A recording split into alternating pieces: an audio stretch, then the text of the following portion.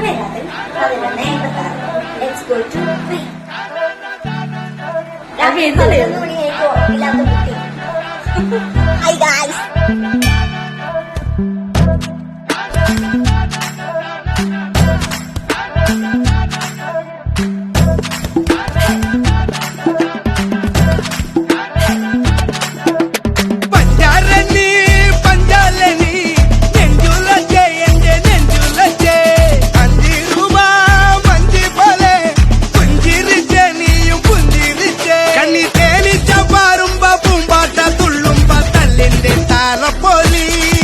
എടക്കുള്ളാകെ പൊട്ടുന്നേ തീരാതെ കത്തുന്നേ കൊള്ളാത്ത കമ്പി